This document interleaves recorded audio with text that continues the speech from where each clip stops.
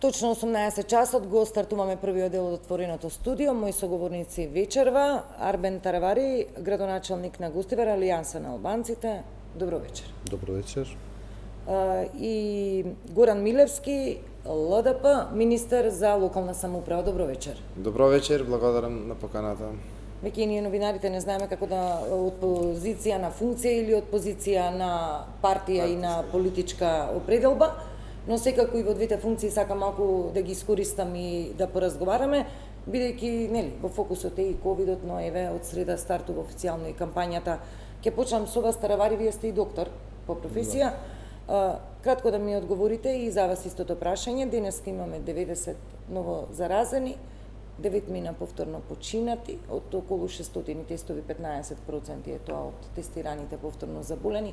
Овие трендови некако како проценти, ако ги гледаме, може би апсолутната бројка некако не теши, денеска е спуштена под 100, но процентуално во однос на тестираните, тој тренд го одржуваме, 15, дури 20% се заболени. Таравари, прашање, дали состојбата не е под контрола? Значи, дефинитивно не е под контрола и тоа го знаеме сите. И ако ги прашате здравствените власти, тие ќе ви кажат дека веќе состојбата е надвор од секаква контрола. Штом бројките од тестирани се повеќе од 10%, значи хаос ви. Ако тестирате 600, ќе ви излезат 90. Ако тестирате 10.000 луѓе, ќе ви излезат 1.500 или 1.600 позитивни, така да над последните 10 дена, 15 дена, ние сме нон-стоп 10-15, стигнавме до 20%, 18%, значи од вкупниот број на тестирани се позитивни. Дефинитивно одредени градови се тотално, значи хаос. И ја мислам дека се тестираат многу малку луѓе, а кога би се тестирали во одредени градови во Македонија повеќе, ќе видиме дека веќе билдаме или градиме колективен имунитет. И ова нема запирање. Веќе во овој стадиум што сме, треба вирусот, вистина е нешто дека вирусот, вируленцата е многу ослабена, дури читав трудови некаде над 100 пати послабо отколку на почетокот, на крај на февруари. Така да ова е позитивната работа. Другата работа е што ми се чини до крај на годината ќе мораме сите да го поминеме, а вакцината за вакцина најверојатно ќе зборуваме идната година. Меѓутоа, треба со нешто да се согласиме сите дека во нашиот екосистем има нов вирус со кој што ќе мораме да живееме и кога ќе има вакцина, повторно ќе има заразени и повторно ќе има починати од COVID-19, што помалку, толку подобро. Нас ни преостанува во оваа фаза само кампања што и фалеше на владата од почеток за едукација на населението како да живеат со препораки и протоколи.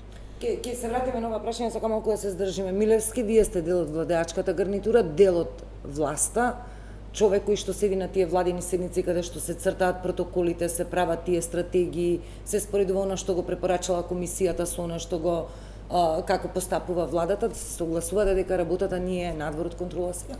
Јас само сега се сетив кога дискутираше господинот Таравари, ако се сеќавате на почетокот на кризата, Ангела Меркел најави дека е дури 2/3, некаде 70% проценката е дека ќе ги опфатат граѓаните на Германија оваа зараза.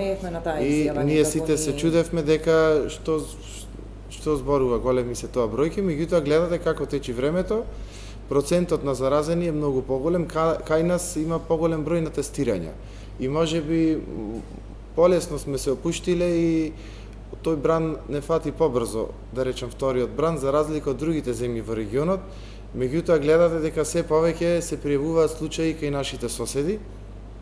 Србите има избори, глумеа нормалност, организираа фудбалски надпревари, од тие фудбалски надпревари вирусот не само што се расшири во Србија повторно, туку се пренесе повторно и во Црнагора. Црнагора викаме дека е корона фри, бидејќи е туристичка, очекува туристи, исто и Хрватска, меѓутоа вирусот е таму.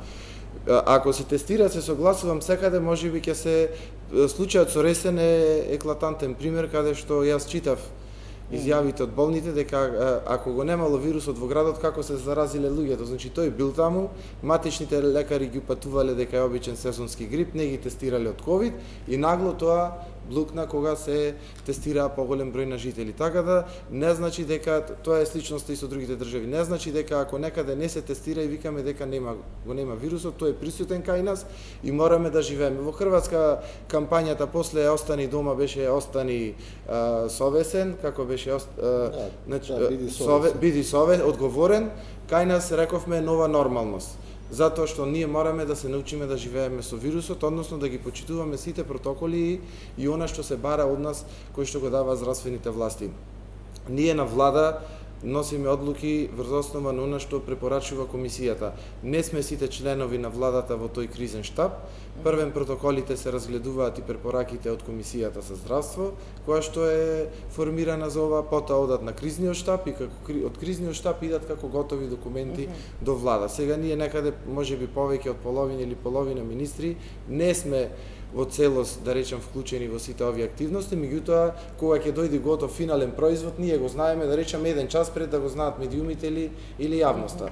Немаме нешто многу можност да влијаеме во документот. Уште да ми одговорите, дали сметате дека работата се уште не е под контрола, бидејќи властите тврдат дека работата е под контрола. Денеска последниот прес на министерот беше дека, за разлика од почетокот, кога почна пандемијата, кога почнаа првите заболени да се згрижуваат во болниците, се уште ние не бевме инфраструктурно подготвени. Сега дека сосема е поинаква состојбата, и ако бројот расте, дека ние системски и оперативно и секако сме подготвени за да го дочекаме овој бран. Таравари вели дека е надвор од контрола. Дали е или не е?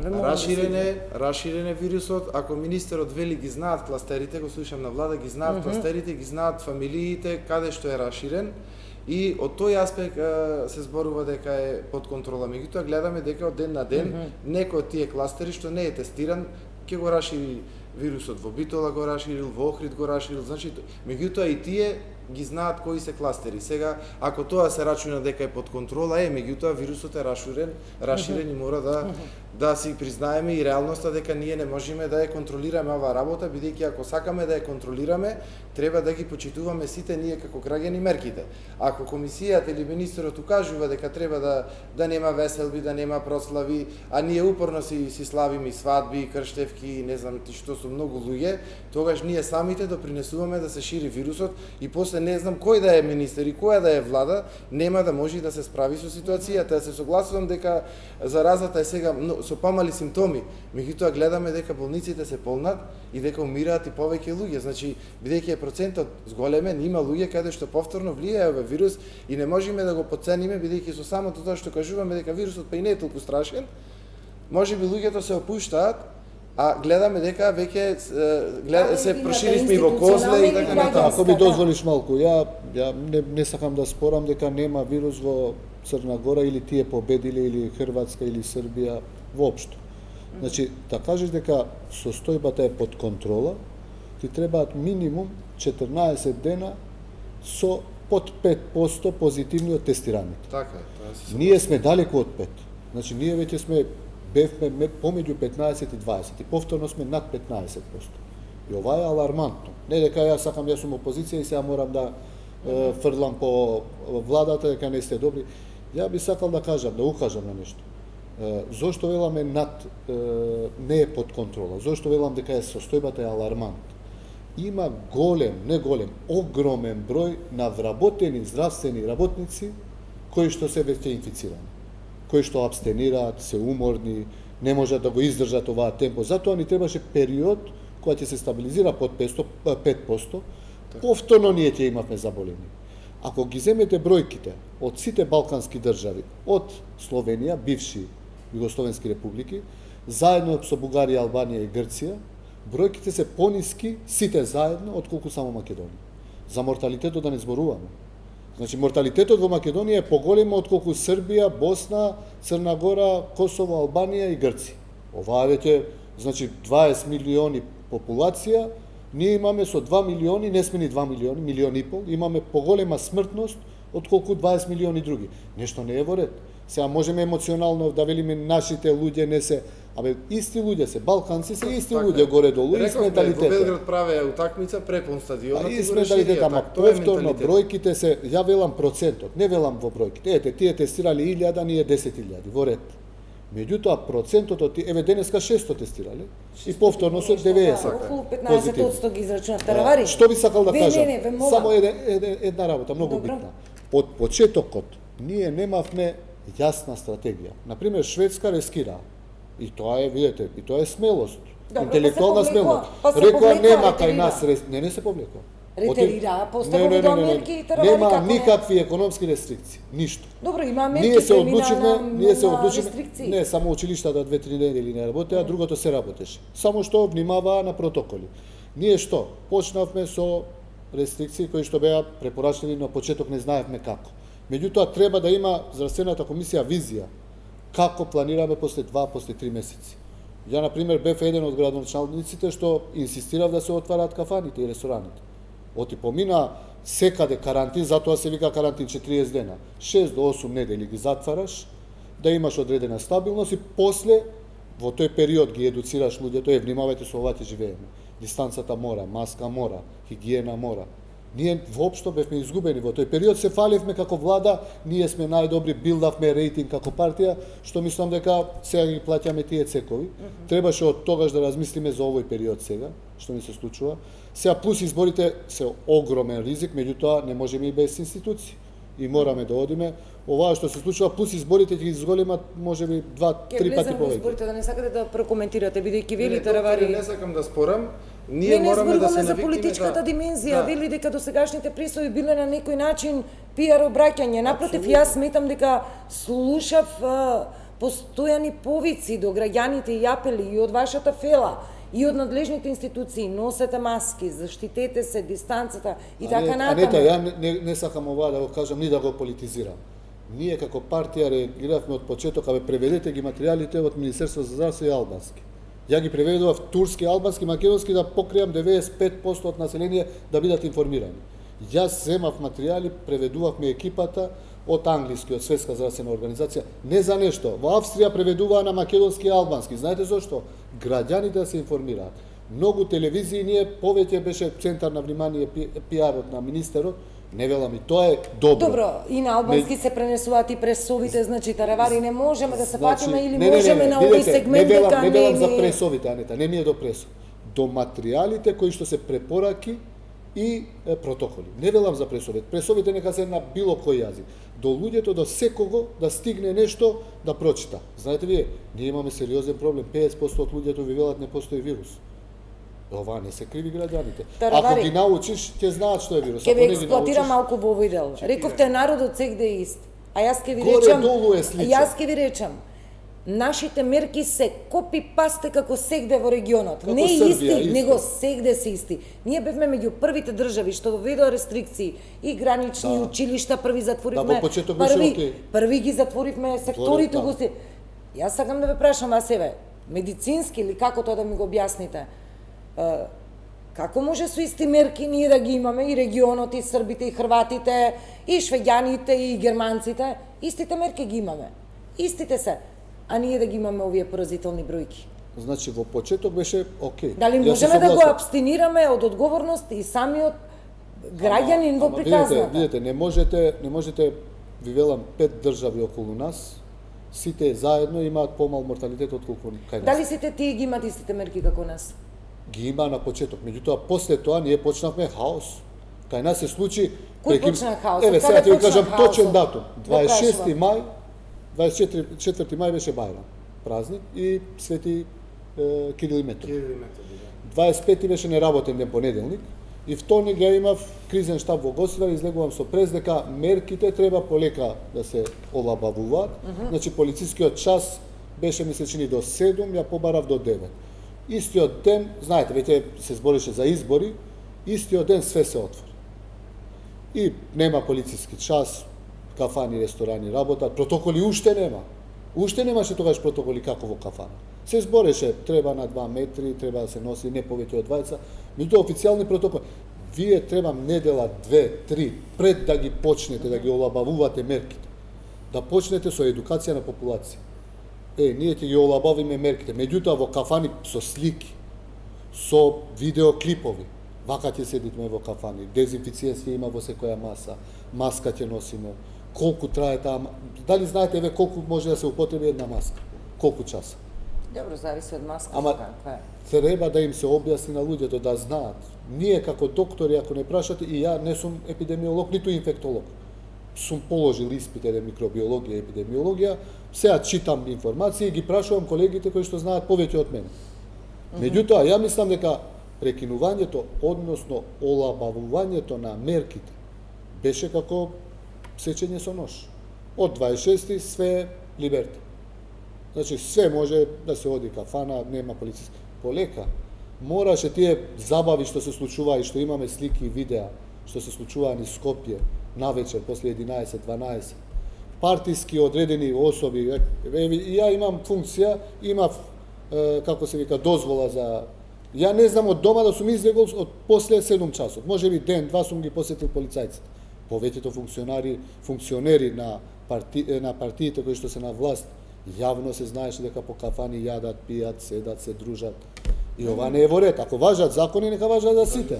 Добро, вака, видете сега. Мерките додека беше карантинот, можам да речам дека си го дадоа својот ефект, се намали нагло. Првите 6 недели, да. И бевме изедначени со регион. Така, не можеме ние до бесконечност да имаме карантини, мерки, бидејќи трпи економијата, на крајот повторно тоа ќе вели тоа. Не, се согласувам.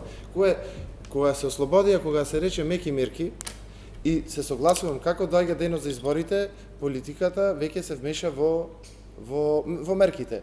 Од одлуката да дојде од кризниот штаб до влада, ако се рекло дека некои мерки ќе се олабават, веќе опозиционата партија напред го предложила истата мерка која што на штаб била договорена. И јас ги слушав на влада се кара дека веќе се излегуваат, протекуваат информации, некој користи поени. Како наближуваше денот на изборите, па обратно, кога ќе се кажеше дека ние ќе одиме со карантин викенд, предлозите беа да нема карантин, граѓаните слободно. Значи се внесе политика во нешто да се берат поени. И затоа е добро што се закажаа изборите, за да се пресечи после избори малце сега да не се размислува за избори, туку да се размислува за здравјето на граѓаните и пред се да се казнува. Не може да има неодговорност. Абсолютно. Ако е некој неодговорен, ќе страдаме и јас, и вие, и сите. Значи мора да се, како што кажавте, ако функционер на власта јадел и пиел и после и за време на полициски час, тој треба да се сноси санкции, а не да биде толериран дека е. Ама ние знаеме, има и луѓе кои што беа фатени, кои што беа снимени. Збориме за функционери. Се знаеше, јавно се знаеше дека... Па добро, и опозиционери имавме... Или политички... Исто, не велам за само за сите функционери, ја велам. И тие се... Гледате сега за трудницата во болницата се скрил записникот кај изјавата каде што кажала дека не е све. Значи некој го скрил, интервенирал таму да го скрие и затоа треба да има одговорност, што не било одугледно кој сака нека биде. Значи не може ние граѓани да ги делиме од угледни од неугледни семејства. И што да прават овие од моментот кога има селективност, во вакви случаи овие се вонредни состојби. Значи како во војна, ова е војна состојба. Како ќе ги туркаме изборите, го нашавте се калкулираше и за Бајрам, се калкулираше и за други, значи значи да бидеме објективни, се калкулираше со како тоа ќе се одрази врз нашите гласачи, тоа едноставно си влија и затоа е добро да имаш избори, можеби и порано ова да се спречи агонија да речем во која што се јавни функции треба да бидеме пример за однесување. Така е. Ако ние не ги почитуваме правилата, да не очекуваме луѓето да ги прочитуваат. Тие ќе кажат, ако не носи тој маска, значи не мора да се носи.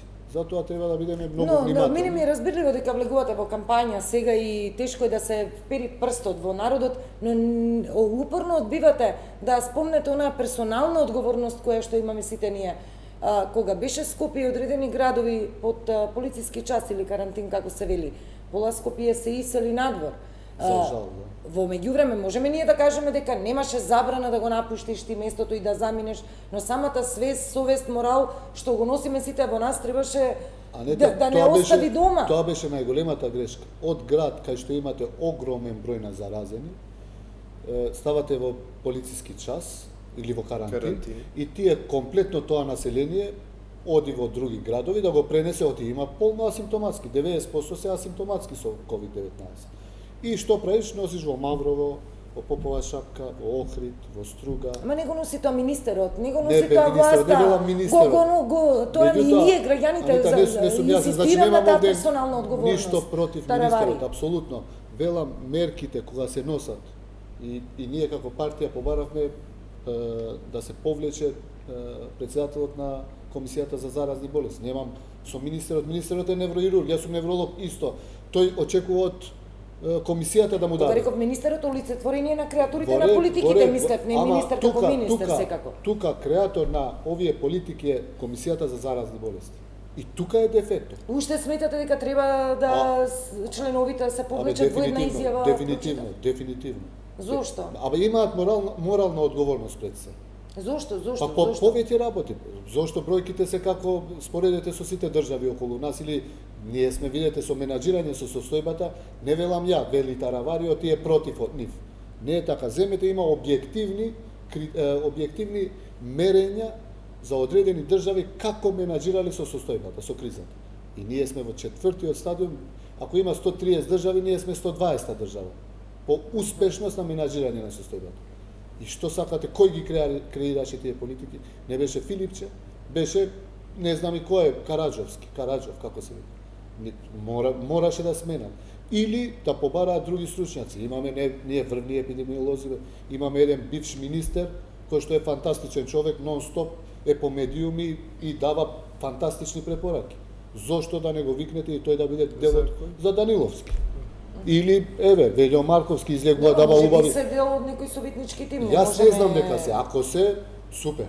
Ама ако не се, ја мислам дека има врвни имиња епидемиолози кои што требаше да се повикаат, барем да видат... Никола Пановски е изоставен, тој е член на нашата партија, така да квалитетни луѓе се не се сите, да речам. Требаше да бидат повикани, барем да бидат повикани во таа екипа, нека се прошири... Политичката определба не сме да биде пресудна за луѓето кои што се ова е вонредна состојба, овде нема политика. Да, добро, ние имавме изјави од една партија која што велеше нашите доктори ќе ги дадеме на... А и тоа е смешно, нема наши и ваши, овде сите работат, тие имат и Хипократова заклетва да работат во... состојба е сите се наши. Нема ваши. Нема, тоа е многу смешни таквите изјави, затоа што сите тие треба и дале заклетва да му служат на граѓаните. Треба сите да ги искористиме нивното знаење и искуство кое што го имат и се разбира сега ние се соочивме со еден нов вирус. Сега во право сте, ова може ќе трае и за локалните избори, така ние треба да се прилагодуваме на настаните. Естонија електронски гласа. Ние не сме ни помислиле за тоа да гласаме, нашиот председател на ДИК се расправа дали списокот бил прочистен или не бил прочистен. Значи никој не размислува и во ДИК да се промени начинот, ние мораме да се прилагодуваме, такво дојде времето и тоа ќе продолжи. Ние мораме да се прилагодуваме на новонастанатата ситуација. Како луѓето ќе одат на работа, како ќе бидат заштитени, кои се квадратурите кои што треба да едни луѓе во просторија да работат, кои се протоколите за здравствените работници, па и за гласањето. Значи, ние некаде не можеме, толку се мали местните заедници по селата, не знам како ќе се соберат. Значи, ние мораме да најдеме други начини како да се спроведе. Ако Естонија од дома си гласаат, зошто и ние да не можеме од дома да си гласаме? Од кого се плашиме? Почнува кампањата официјално, неофицијалната веќе е во полнек, понабарам што може да се види со голо око. Партиите веќе работат на терен, видовме слики кај што имаше јавни собори без почитување на мерките, видовме и одредени слики каде што се почитуваа сите овие протоколи и мерки. Изборниот ден е една приказна како ќе се турка по какви протоколи, мислам дека се уште не се донесени, како тоа све ќе се... Дефинитивно не се донесени. Не се донесени нешто ниту за собори, ја не сум видел, денеска требаше да има протоколи за организирање на кампања. Во Петипол има влада, така да не сум присутна ради емисијата, така да претпоставувам дека можно е такво нешто да има. Колку ќе биде безбедна целата оваа кампања или не безбедна, спомнате Таравари во воведот. Влегуваме сега во изборија, каде што предпоставам во таа трка за некој глас повеќе, можеби ќе се занемари нешто и некоја мерка, сето тоа може да премине во некоја нова фаза на хаос и изворна опасност. Милевски е со вас. Видете, ние како коалиција веќе ги утврдивме, да речем, протоколите и начинот на кампањата, не сме да биде повеќе од 50 луѓе на отворено, со столчина, еден од друг да има размах 1,5 метри до 2, значи да се минимизира контактот со луѓето, меѓутоа сепак кога ќе се берат луѓето на место додека седнат, тие можат да се групираат и така натаму. Кампањата како кампања, да бидеме свесни, е потенцијален ризик. Јас ја следам кампањата во Хрватска, тие ниту носат маски, ниту некој почитуваат. Да, нема некој како да нема корона во Хрватска, има. И така да мислам дека ќе биде максимално мора да се запазуваат, нема да се оди од врата на врата. Нема да има големи митинзи со собирања и тоа е едноставно со со рекламни штандови на или во мала или на плоштадите со такви мини митинзи, да речам, држење во текот на денот за да се пополни денот, да се пуштат пораките во помал број луѓе. Меѓутоа кога ќе држите такво не можете и до крај да ја контролирате работата, ќе слушнат граѓаните, ќе дојдат, некој нема да седи, ќе седи просто, не може да регулира, да ги бркате, така да постои ризик. Меѓутоа тој да видиме да биде што е минимум сведен на минимум, затоа што викам ние не можеме да немаме избори. Изборите мора да се одржат, можеби задоцнивме, меѓутоа тие избори мора да се одржат да и добиеме легитимни представници и во власта, независно кој сите викаат ќе победиме, независно тоа не е важно. Важно е да имаме легитимни институции. Ние не можеме да функционираме без собрание. Ние не можеме владата да биде одговорна за се, а владата е мешана, техничка влада, нема многу ингеренции, нас законите, проектите ни стојат во министерства. Пример, ние сакавме децентрализација, знаете Равари да правим, сме и правили проектите заедно, седи проектот цела година. До кога ќе седи? Значи оваа криза ако трае и година, две, ние без влада ќе седиме, без собрание кој што ќе му истече и реално мандатот. Значи мораме да ги направиме изборите. И денот на избори е ризичен и посетата на хронично болните. Кој ќе ги посетува хронично болните? Аз денес така цел ден размислувам. Зашто тие се хронично болни. Најмал ризик да му направите на комисијата, можете да го заразите. Како ќе одат тие? Со скафандери или ќе одат? Пошто знам кај во изолација ќе одат со скафандери, меѓутоа вториот ден кај што се хронично болните, како ќе оди комисијата дома? Пошто ќе има и представници можеби од политички партии и дома да ти влезе некој 10 души во мал простор, кај ќе ги нема да ги примам. Значи затоа треба за се да се размисли и имаме доволно време до 15-ти да се размисли максимално да бидат заштитени граѓаните пред се, затоа што после 15-ти можеби да добиеме нов бран и кај нас крај да нема и затоа мора да внимаваме. Тешко нов бран да имаме, ние овој втор бран и со ова ќе бил вака како што оди, ја мислам за месец и пол ние 60-70% население ќе го помине и ќе имаме веќе колективен имунитет. Меѓутоа, изборите се огромен ризик за проширување на вирусот. Веќе ја не знам во другите партии, кај нас има шефови на штабови, членови на штабови, кандидати за пратеници, кои што се веќе во самоизолација поради тоа што биле во некаков контакт или се COVID-19 позитивни. Ние се обидуваме нормално, секоја партија здравието е пред се, не се ни дискутира кога се работи за човечки живот. Ние не можевме, лично зборам, не можев да замислам дека состаноците на штабовите ќе не бидат генерално во дистанца. Значи, може би сме имали еден состанок, 5-6 души, нон-стоп сите состаноци ни се од дистанца, значи онлайн, преку Zoom или преку друга апликација. И очекуваме како ќе бидат протоколите, меѓутоа ние на 24-ти веќе ќе почнеме со првиот собир, да речам, кој што предвидуваме да нема повеќе од 500 луѓе, да се придржуваме максимално на дистанцата, тоа што Светска здравствена организација препорачува не помалку од метар и пол, и цело Тетово плоштадот рачунавме повеќе од 400 луѓе не можеш да собереш и веќе им пишуваме пораки на луѓето, секој град може да донесе максимум 20 до 30 луѓе, повеќе не смеете. И ќе видиме како ќе тече, а кога ќе ги имаме протоколите ќе бидеме и ние да знаеме барем кои се правилата, рамките, како да се однесуваме нормално. Казните треба да бидат безпрекорни, секаде кај што не се почитува протокол, за било која партија неселективно треба да се казнуваат, за да тоа е единствен начин за да почнеме да ги почитуваме, отти се работи за здравието на општото здравје на граѓаните. Каков старт на кампања ќе имаме? Ајде, ова е веќе општо познато прашање што вообичаено го поставуваме годиништа наназад пред секои избори, но сега што се случи на Мисајловски подпредседателот на ВМРО ДПМН вчера, завчера, мислам, експлозивна направа во дуќанот на неговите родители му поставија. Овде во Скопје, во Ѓорче Петров, да, полиција излезе на терен, се прави истрага. Повторно видовме овие бомби поврзани со рекет, со суди и со така натаму испливаа повторно на површина некаде преку тие YouTube разноразни канали. Очекуваме ли дека повторно ќе имаме една, како да кажам, жолта, црна, валкана кампања? За жал така почнавме уште пред почеток на кампањата, практично кампањата почна. Ние како министри или како градоначалници, денес беше последен ден да се промовираат проекти или да се пуштат во употреба проекти. Утре може само да се прави увид и од среда започнува кампањата. Меѓутоа, овие денови гледаме дека покрај позитивни работи, да речам, промоции и така натаму, се работи на веќе е започната паралелно, пошто ние сега реално до сега можеме, после дури до да се формира влада, ќе биде касно, мораме она што сме го започнале да го промовираме и да нема, ако немаш избори, ќе си го истегневме во цел јуни и во цел јули. Сега сме набиени во овој краток период додека почне кампањата да се ги промовираме проектите што сме ги спремале во текот на ова година. Денес на пример во Ресен промовиравме нов пазар.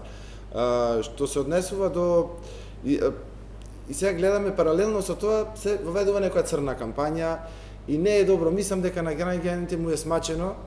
И еве и по слушањата да се види на тие бомби, не знам колкава е одзивот и колку е интересот за тие бомби, бидејќи граѓаните сега, особено кога излеговме ние од карантини, од една здравствена криза, од едно внатрешно немирно чувство, наместо да се слушне на позитивна кампања, што се очекува, како еве Таравари кажа, како имаме пред план, како да ја надминиме кризата, не знам.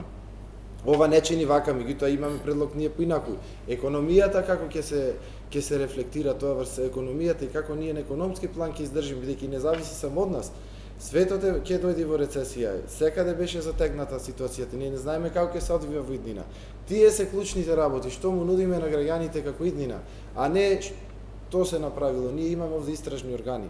Нека почнат, нека си работата за што се избрани, за што заемаат плата и за што граѓаните му дале доверба. Вака едноставно се слуша, мислам дека и гледаноста на тие работи не е голема и се занимаваме со се, само не се занимаваме со она што е. Добро, но и се очекувано задали е Македонец опозицијата да игра премиер, на дали Албанец слабостите премиер, на значи со власта. се се занимаваме, само со животните проблеми на граѓаните не сакаме Не, да се добро, но занимаваме. јас сакам да речем, очекувано е дека опозицијата ќе игра на картата на слабостите на власта. Значи, во овој период, во оваа вонредна состојба, па ќе се анализираат економските мерки, ги спомнавте, дали биле навремени, точни, таргетирани, па ќе ве анализираат се градело, не се градело, така е. Што се се направило, е што така. не се направило и Јас така мислам натаму. дека тоа е начинот да се води политичка кампања, да се води лично, да се оцрнува и така натаму, мислам дека не е тоа начинот на кој што ние треба Таравари да ги водиме помати кампања ли- во Македонија. Ги помати ли Ахмети сметките во албанскиот политички блок со онаа изјава Албанец за премиер и точка? Не, повеќе албанците се шегуваат со тоа, отколку што сериозно го земаат. Знаете, господинот Амети е 18 години на власт. Овие се 7 парламентарни избори на кои што ќе потрча со својата партија, 6 парламентарни избори победи и никогаш не спомна за премиер Албанец. Имал шанси евентуално 2002, 2006, 2008, 2009, 11, 14, 16 да им каже со тие што формираше влада, ајде бе еднаш да пробаме да биде албанец. Дури господинот Амети кога се гласеше прв председател на собрание, господинот Талат Џафери во 2016 година, поради информациите што ги имал најверојатно од ВМРО дека ќе се случи нешто, не дојде и да го гласа господинот Талат Џафери. Ако се сеќавате, единствен пратеник од тие 62 што направија ново мнозинство, само Ахмети не беше таму.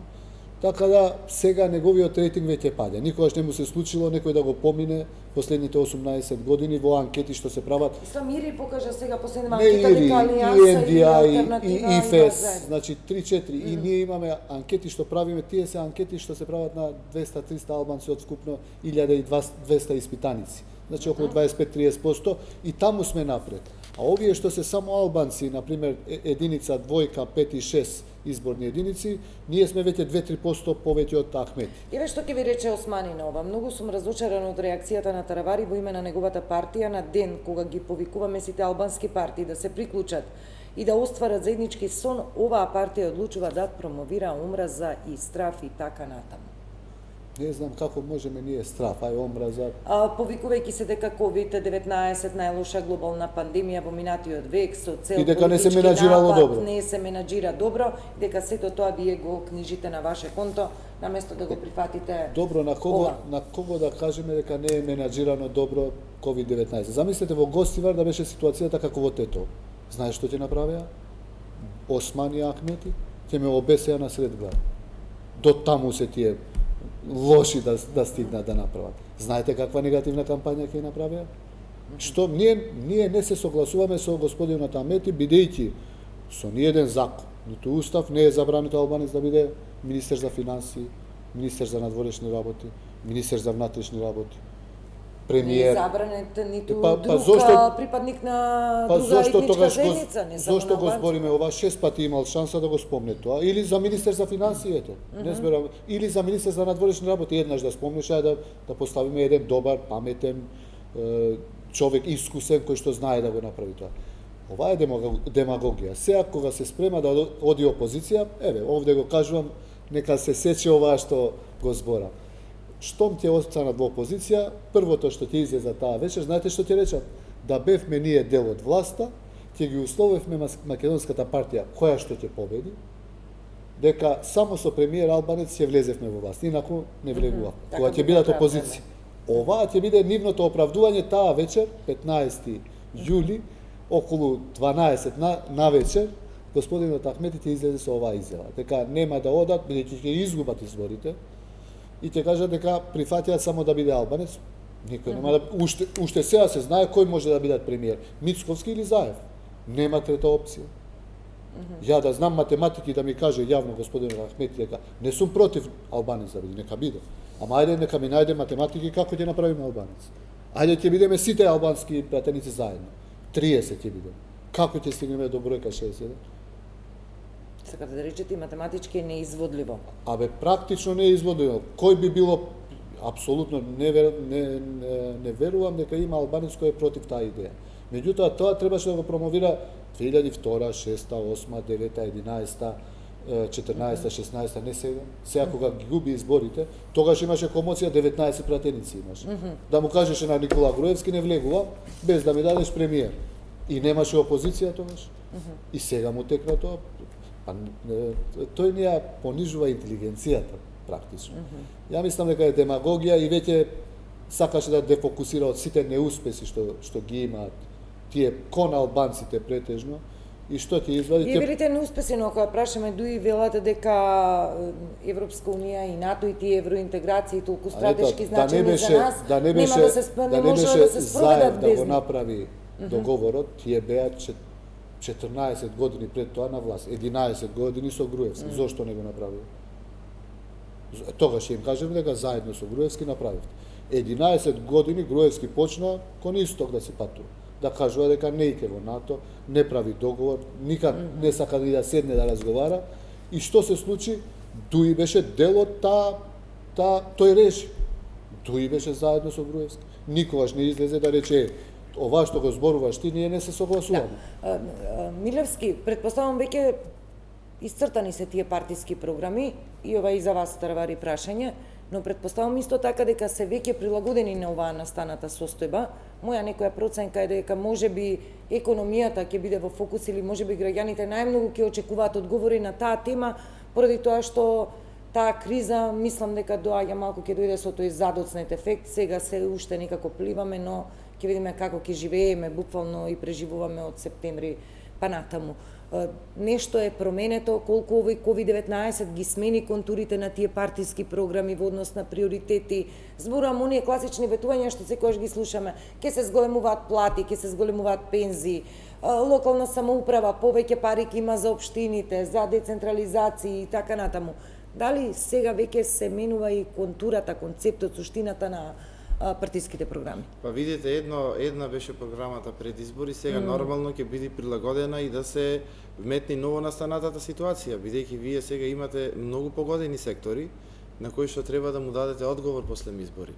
Она што го прави анализите кои што ги правевме ангажирани преку UNDP и така натаму, ја анализиравме состојбата во Европа, практично сега тенденцијата е здравствените проблеми да се насочат на локалното ниво и да се локализираат. Значи, ако има проблем во Гостивар, локално да се интервенира. Цела држава не може да биде затворена или мерки да има само заради некој случај во Гостивар.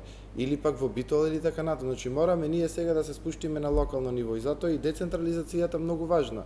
И повеќе средства да имаат општинските раководства за да може да се справуваат и да влијаат со економски мерки кои што ќе бидат за здравување на тој град. Ние со една мерка олеснивме, а тоа беше ослободување од угостителите од плаќањето на просторот надвор, на јавниот простор, Меѓутоа тоа може да го прифатат општини кои што се во добра кондиција, кои што може да издржат 3 месеци да немаат приход од угостителите, без тој приход. Општина која што работела домакински, да речеме, и зачувала пари, на тој начин може да му помогне на угостителите.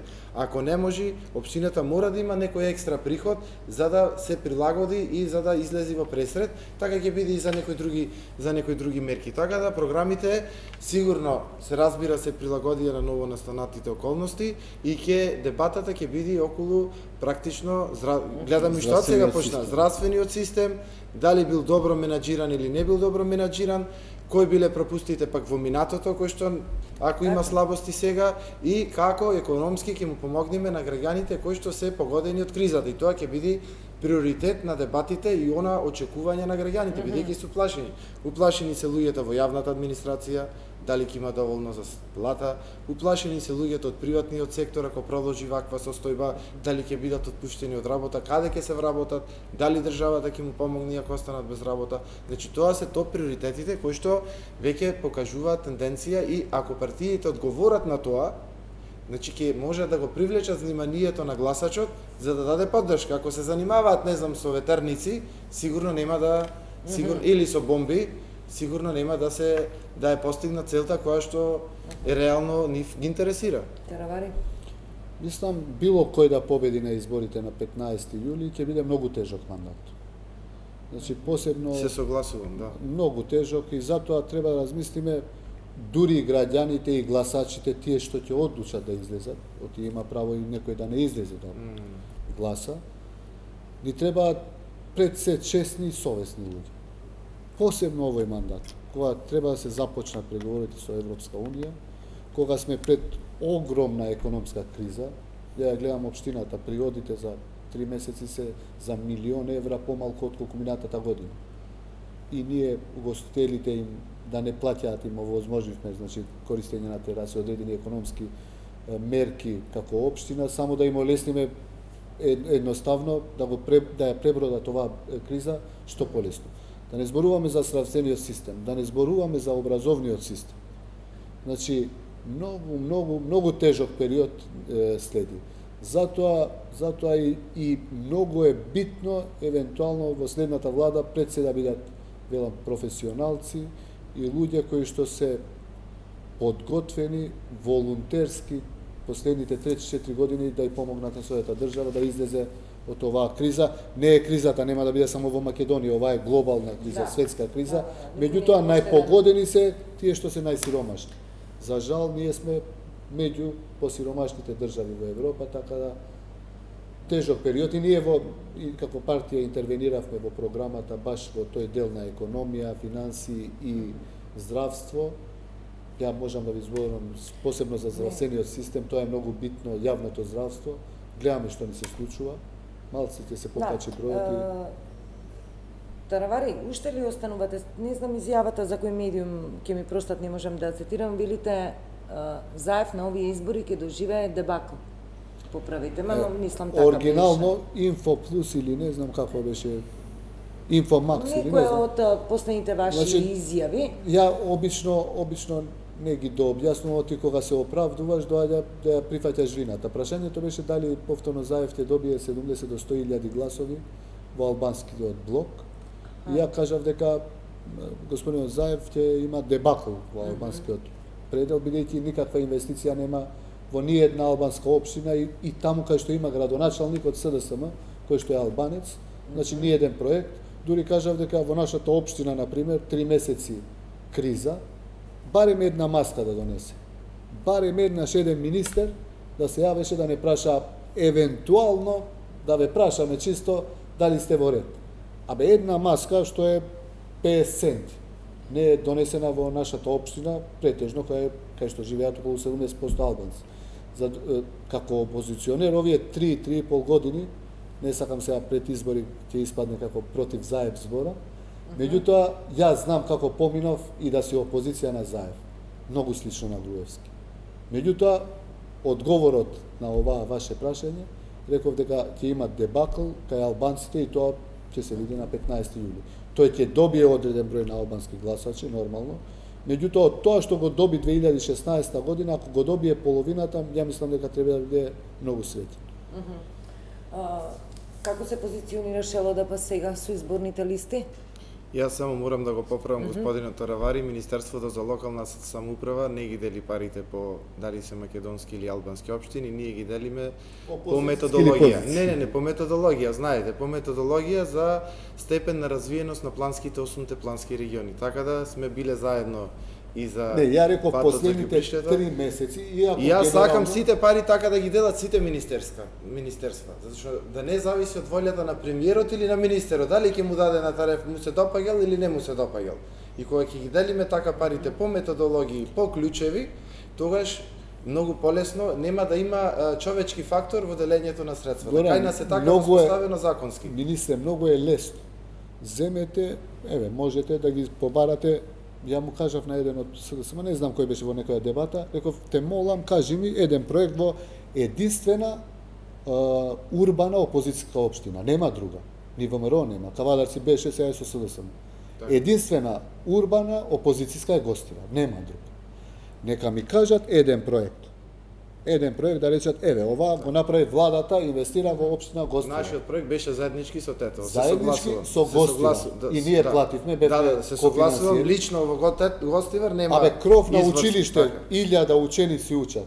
Ние земаме проект од UNDP, интервенираат од владата да спречат да не го направиме. Доаѓа заедно, вика, ние го направивме кров. Ова е перверзија.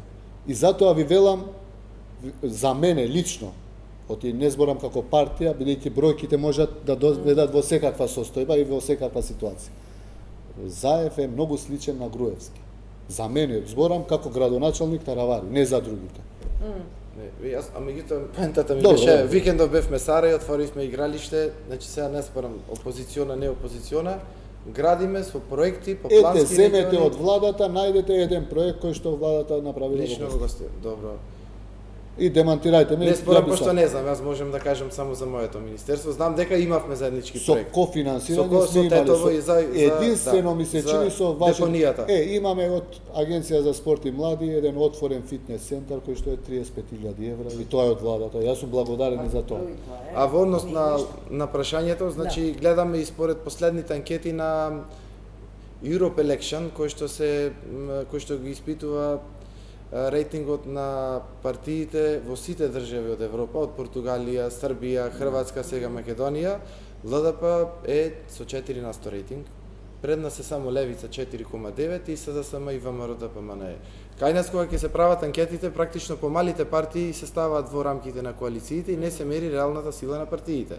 Освен нас, сите други политички партии се со 0,2, 0,1 или ги нема на политичката сцена. И сега таа е меѓународна организација, не може кај неа некој да влие. Домашните последните анкети, ЛДП беше 1,9, повторно Левица е пред нас 2,4 нешто, сите повторно други политички партии се со 0,1, 0,2. Меѓутоа, кога ќе ги ставите во купот, викате тие малите политички партии. Има и мала партија. Не велам дека е голем рейтинг од 2 или 4%. Меѓутоа, сепак делиме со организација, со структура, со идеологија, членка на сите меѓународни организации либерални. Другите политички партии тоа задоволство го немаат. Ние одлучивме и овие избори да ги поддржиме, сме дел од власта, да ја поддржиме коалицијата, имаме своји кандидати за пратеници во првата, втората и во петтата изборна единица. И така да од среда настапуваме заеднички во кампањата. Морам да признам дека носители се СДСМ. Ќе видиме на 15 јули како ќе одлучат граѓаните, така ќе биде. Волјата на граѓаните мора да се почитува. Во однос на излезноста гледаме дека Србија и со бојкот беше 50%. Значи некако вирусот не влијаеше во средината. Сега е 5 јули, ќе видиме како е Хрватска, пошто е нормално, нема бојкота. Така да многу од И таму се излезноста плюс двојни избори, и локални и парламентарни. и многу ќе зависи тоа излезноста како ќе се влијае. Помалите партии во Србија мислеа дека големата опозициона не учествува, па дека сите ќе влезат во парламентот, на крајот добија сите од 0,1, 0,3 гласови. Никој не влезе во парламентот, не го поминаа цензусот. Во Хрватска, ајде, ќе почекаме на 5 јули како ќе биде разрешницата. Кај нас сметам дека од излезноста ќе зависи, некој сега смета дека ако има мала излезност, ќе се намали прагот, што е факт, за да влезат повеќе помали политички партии во парламентот. Меѓутоа, ако имаме помала излезност, практично граѓаните од центарот не излегуваат на гласање, а тие се гласачите кои што му ги даваат на помалите партии. Така да не сум убеден дека повторно ќе имаме некој шаренолик парламент.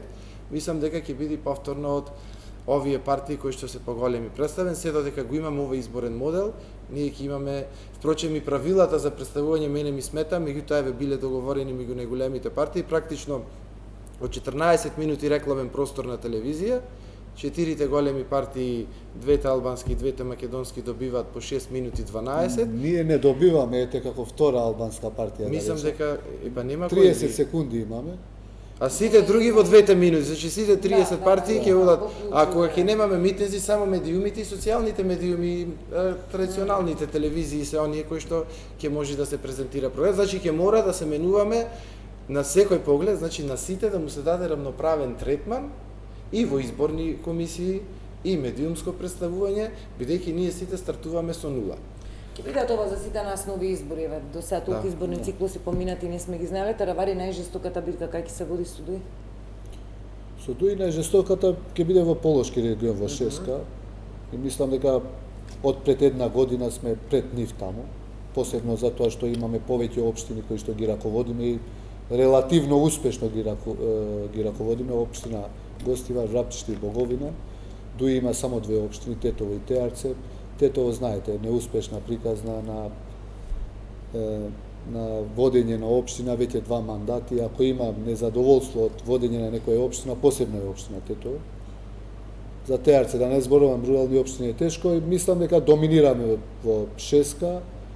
Нормално ќе биде политичка битка и во единица, и во двојка, и во петка, меѓутоа Шеската ќе биде тој што таму е најголемиот базен на гласачи албанци и мислам дека таму ќе ги победиме. Велам, сме во предност веќе една година во Полошкиот регион. Дали во овој изборен циклус можеби повеќе нема да важи она правило кое што веќе беше прекршено, победник со победник од двата политички? Не знам зошто го зборат, тоа е за мене идиотски. Знаете како, мандатар е тој кој што ќе победи во македонскиот блок. И нему му треба бројка 60. Еден така. И нема победник со победник, не победник со непобедник. Кој што ќе има, кој што е мандатар, ќе биде или Заев или Мицковски. Тие се 2 кандидати. Едниот од нив кој што ќе го земе мандатот, му требаат уште, ако има пример 52 пратеници, му треба уште 9 пратеници. 9 со кој ќе направи, дали ќе земе уште 20, негова работа. Меѓутоа нема друго правило. Сакам за изборниот ден и тука завршуваме да ве прашам каква излезност очекуваме. Ја спомнавме како момент многу ќе биде важна можеби за овие избори. Каква излезност можеме да очекуваме? Како дали граѓаните се уште ќе бидат во оној грч, во оној страв што е оправдан и го има и ке сите нас, впрочем и кај нас и кај блиските наши, како ќе се гласа на изборниот ден и така натаму. Дали можеме да очекуваме бројки под? Ја спомнавме Србија, па од утрината кога ги следев изборните резултати околу излезноста, практично нема драматични разлики во однос на претходните изборни циклуси. Белград потфрлија, сега не знам последното над 30 нешто, меѓутоа сепак имаше бојкот таму. За мене меродавно ќе биде Хрватска, затоа што на 5 јули се тие изборите, затоа што тука сме со менталитет и таму има вирус, и ќе видиме каква е излезноста и сепак ќе зависи од кампањата и од начинот како партиите ќе пристапат до гласачите. Значи тука сега ќе имаме едно е разочараност, дали од власта, меѓутоа разочараност и од опозицијата, а второто е стравот од вирусот, да не со излегувањето може да се заразат и сега имаме тука по мое двоен проблем да се убедат граѓаните да излезат, бидејќи абстиненцијата значи дека вие и така ќе формира некој влада, само вие нема да влијаете во креирањето на новата власт.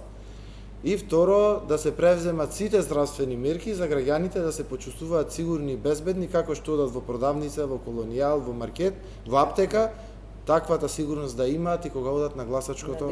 Да. Значи, последните избори, ако не се лажам, председателски имаше 1.050.000 некаде. До 1.100.000 е, тука е максимум. Ја мислам дека над 900.000 нема да има, моја прогноза. Има огромен број на луѓе кои што се исплашени.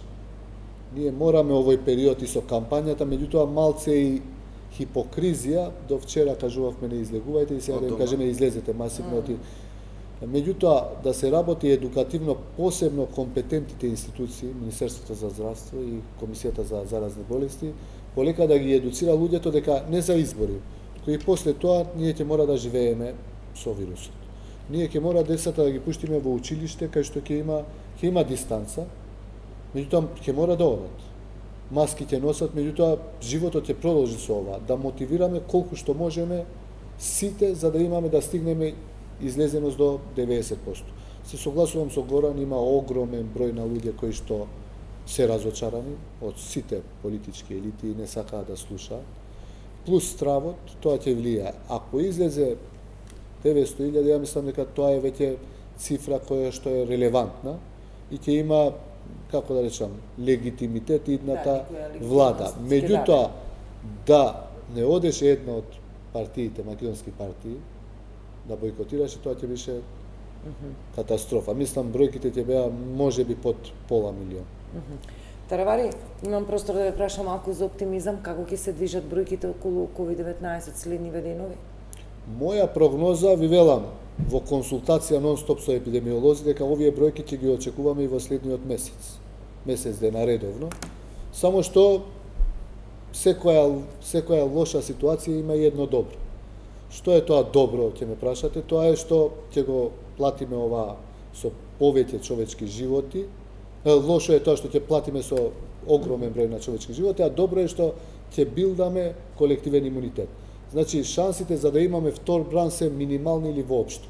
Ако имаме 60 до 70% на население кое што е заболено од COVID, веќе го поминало COVID, таму нема шанси веќе да се развие трет бран. Оти ја мислам дека ова е втор бран, не е пикот. Да, различни се туку втор бран е најверојатно и нема да имаме. Веќе ако има 60-70% од луѓето го излежале COVID-19. Вие сте убедени дека веќе тоа не се случува, Да, ние сме прашајте епидемиолози кои што се најкомпетентни, ние сме во процес на изградба на колективен имунитет. Значи ја ви гарантирам дека повеќе градови, посебно Скопје, Тетово, Штип, Ресен, Дебар, Куманово. Да, таму е хаос. Значи, ние тестираме 10 луѓе и од нив е 5-6, дури 50% во некои градови од тестираните излегуваат, што е катастрофална цифра. Добро што не ги кажуваме пред народот, оти ќе се исплашат. Меѓутоа, доброто е што вирусот е многу послаб. Повеќето луѓе, за среќа, над 90% се асимптоматски. Добро е што го поминуваат и без ништо. Дури некои без ништо, дури некои што се тестирани случајно излегуваат дека се позитивни, а викаат дека немаат. Јас имаме, ви велам, наши членови, пријатели со кои што комуницирам секојдневно, тие што се позитивни во гостива, ви велам, сите се без никакви симптоми. Меѓутоа ќе има и случаи кај што луѓето имаат други коморбидитети и ќе има. Меѓутоа тоа ќе го има и после вакцината, да знаете. Таравари, ви ги врати ингеренциите Министерство. Како беше, прочитав нешто со Уставен суд, ви тоа што ви беше земено, ви ги врати? Дадоа, чекаат избори, оти ќе ги земеа повторно, меѓутоа избори, почна изборниот рок да тече и не смееше да ми ги одземе повторно и сега ќе се смени власта и... Значи во моментов ингеренциите ви се вратени и вие беа подготвени да ги земаат по трет пат. Меѓутоа почна избори, кога беше во февруари, ми се чини тие 100 ден. И не смееше да ги земе. Имаше притисоци и урбанизам да ми земаат ингеренции, меѓутоа почне изборниот процес и не успеа да ги земаат по трет пат и така јас ви велам, повеќето ингеренции ми беа одземени, 2 пати во образование, во урбанизам. Сметката каква е на општината? Беше една од задолжените општини со минусно салдо? Беше, имавме, кога почнавме, имавме околу 3,5 милиони евра долг, после паднавме на милион, сега сме повторно над 2 милиони, бидејќи долговите доаѓаат, а пари приходи нема, така да... Меѓутоа, помеѓу постабилните општини, да речам, кои што имаат самоодржливост. Друга тема, таа е тешка тема. Мислам дека измена на закон имаше, општинарите додека зборувавме менаџирање, домаќинско трошење на парите, ви се зголеми оние лимити да може да си ги качувате општинските буџети во календарската година во однос на претходната, бевте до 10% ограничени. Сега мислам дека се зголеми таа граница. Ние како општина имавме највисок процент на реализација на буџет 2 години. Значи над 96-7% реализација на буџет и на приходи и на трошоци. Така да убаво тоа што го не го лимитира на 10%, на дозволија ми се чини 20-30%. Да, го ослободија, го крена прагот. Бидејќи имавме приходи дури повеќе од колку што беше планирано минатата година. Да, ама тоа е убаво, ама зборуваме за општини кои што тоа се уште руралните општини имаат проблем со приходи. Нормално кај нив веќе убаво е и да се ограничи. Меѓутоа урбаните кај што има повеќе урбанизмот функционира, повеќе град. Па добро, имаме ние најурбаните општини, нас ни се најзаглавени. Охрид на пример е прва топ на листа, Карпош беше прва топ на листа. Според долгови, според несловентност. Не немаме многу долгови. Првите општини беа први на листа. А не да со поединечни случаи не можеме да ограничиме цела држава, бидејќи со таа уредба го ограничи, со тоа законско решение го ограничивме развојот. Општина која што продуцирала дополнителни приходи или нашла пари од фондови така натаму, не можеше да ги имплементира затоа што му дадовме ограничување 10% да не го зголемува буџетот. А па државниот буџет со такво ограничување не го направивме, туку само на локалните. Билевски, јас се согласувам. А и државата е задолжена, па такво задолжување немаше. Се согласувам со вас, но во исто време и вие како ресорен министер сигурно знаете дека до толку дат нетранспарентно општините што вие имате општини што немаат веб страна. Да, за жал. Значи, ние не можеме да ги видиме елементарните податоци за нивното работење. Од еден обичен квартален извештај или буџет или јавна набавка или тендер. Изборуваме дека не можеме, согласувам во исти кош да ги ставаме и тие овие, но затоа сте вие таму за да ги направите критериумите. Не може некоја општина што генерира долгови секоја година, после 5 години да тропне на врата и ние сите да земеме кредит и да го плаќаме за недомакинското работење на некој градоначалник. Тоа сакам да го кажам. Па генерално затоа и ЗЕЛС има замисли да има општините да не бидат сите со исти привилегии, да има второстепени општини, општина, град и општина како рурална која што нема да ги има сите ингеренции и права, туку поголемата општина ќе ги сервисира некои од услугите на помалите општини. Треба да се најдат модели, да, ова е сосема друга тема, така мислам, тешка тема. Меѓутоа, ние само за информатика да се согласуваме, меѓутоа бидете свесни дека и во државата многу информатичари веќе нема информатичар што вас ќе ви работи со плата во администрација од 25.000 денари.